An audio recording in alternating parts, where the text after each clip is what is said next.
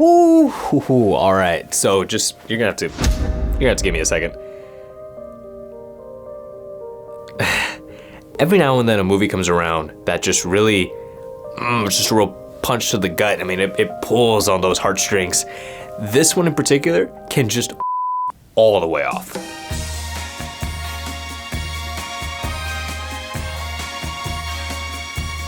When it comes to an effective pull of a movie, something that resonates and sticks, it doesn't matter how foreign the concept, it doesn't matter how much you do or don't relate to the characters involved, it doesn't matter how strange the themes are to you and your beliefs. If a good story can grab your attention, a great story can make you feel something from it. And my favorite example of this is the 2016 beauty, A Monster Calls.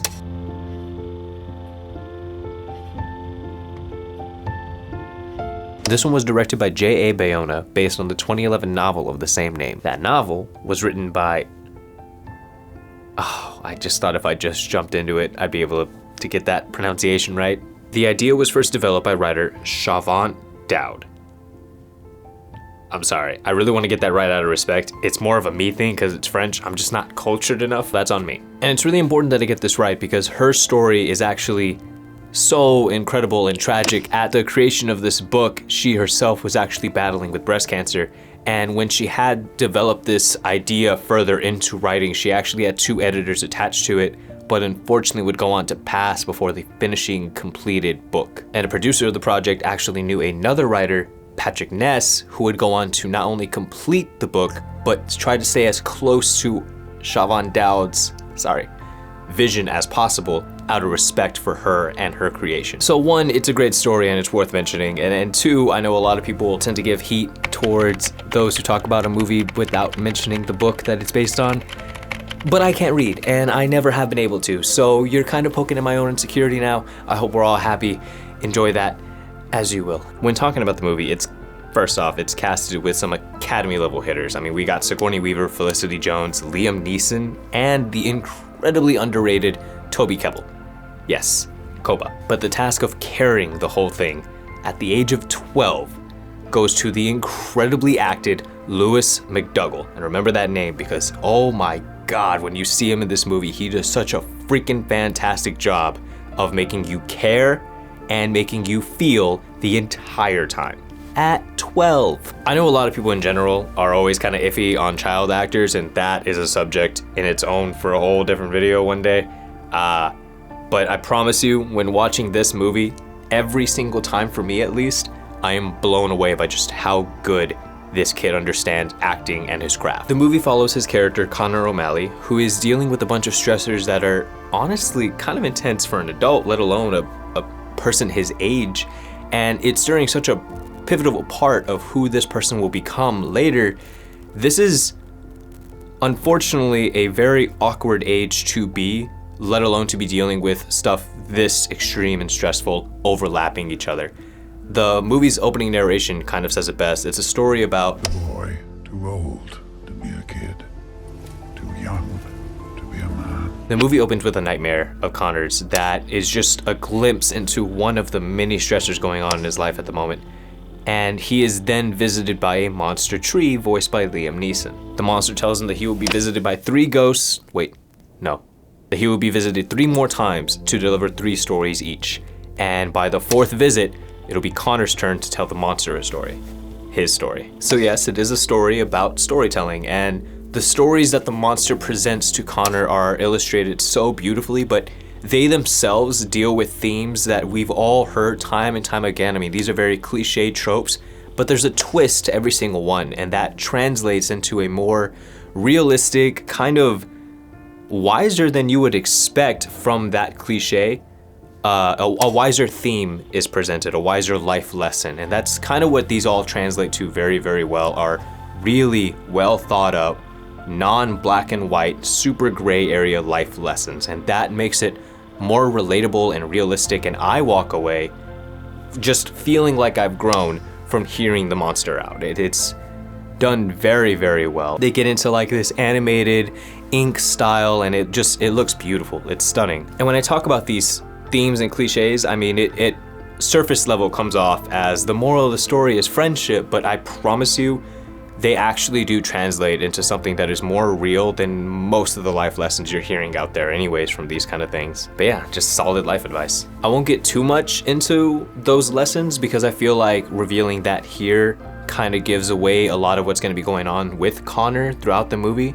I will say that because of how presently unique these themes and life advice takeaways are, it does a really good job of showing a parallel between what's happening to Connor in the movie and what the monster is telling him at that visit. And that kind of helps deliver that powerhouse punch towards the end when it's Connor's turn to tell his story. And going back to what's going on with Connor O'Malley in the movie, these bullies who are shown to get genuine enjoyment from picking on him, with one in particular being the leader of the group and having an odd fixation of whatever Connor notices and says and does, but then leaves him feeling like he's not important enough to even notice at all. This idea of invisibility, not mattering, being overlooked. Then you have his mother, who is clearly ill, and she kind of has the hard task of balancing the hope with Connor, while also trying not to get it too high to be unrealistic or almost lying to him. She tries to treat him like an adult. She knows that he knows more too. The next obstacle being Connor O'Malley's grandmother coming into the picture to help his mom with raising Connor and dealing with her condition. Connor and his grandmother show to have a bit of a rocky relationship, with her seemingly expecting more from Connor and Connor not really understanding why. They just don't really see eye to eye at all. His father is also in the picture and then out of the picture and then in the picture and out of the picture, and that causes Connor to raise questions. Questions about his future, which, given the answers, they lead to more uncertainty about his life and where he's at right now. All these things just add up throughout the film, and you see the poor guy struggling to understand and keep up with it all. He almost has become seemingly numb, and they all have something to do with Connor's truth. One way or another, when you hear his truth, watch that movie again, and everything he's struggling with adds up to how he feels about how he should be treated, maybe even punished, for carrying this truth. When it is time for Connor to tell his story, the thing that flies out of his mouth, the truth that he comes to terms with, is something it's so common and yet so uncommonly ever said out loud. It's such an amazing ending, and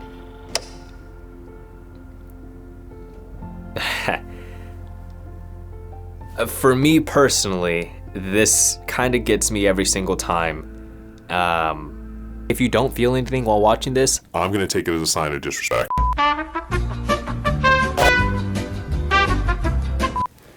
no.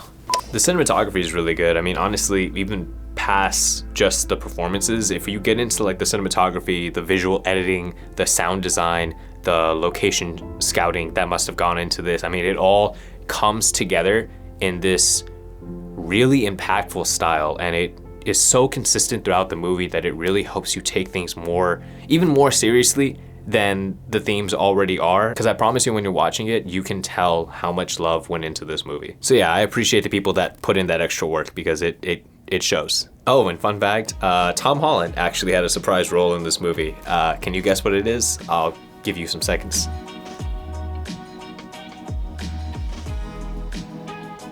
Nope, he wasn't actually Lewis McDougall. He was the stand-in for the tree, so this way Lewis McDougall had something to act off of. Yeah.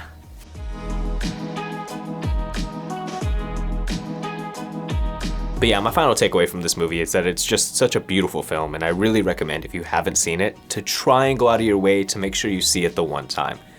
It's one of the only movies to date that's ever made me cry, genuinely cry, and let alone consistently every single time I have seen it, it has made me cry.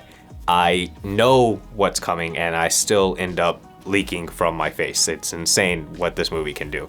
And I don't know if it's because of how great the style is. I don't know if it's because of the amazing dialogue and the little snippets of life lesson you can take away from it. I don't know if it's because of how beautiful the illustrations are, but something about this movie leaves me knowing that it makes me cry, but excited to see it again. It's just amazing how it's able to do that. It's such a great watch. Again, highly recommend you go out and check it out if you haven't already. And if you have already, watch it again. Watch it again. It's a good movie. Just watch it one more time. It's really good. And yeah, I mean, that's all I got for you on this one. I just got done watching it, had to talk about it, so I appreciate your time hearing me out while I do that. These aren't reviews, these are discussions. So if you have anything, any input whatsoever on a Monster Calls, go ahead and leave that down below because I'd love to check it out and hear what you think about the movie. Maybe you hated it, maybe you loved it even more. Maybe you've noticed something that I haven't even put into words in this video. I'd love to check it out in those comments down below. If you have any recommendations for future movies for me to discuss here, go ahead and leave that too. I'd love to check it out. So thank you for your time. Once again, I don't really have an official whatever YouTuber thing to say, so bye.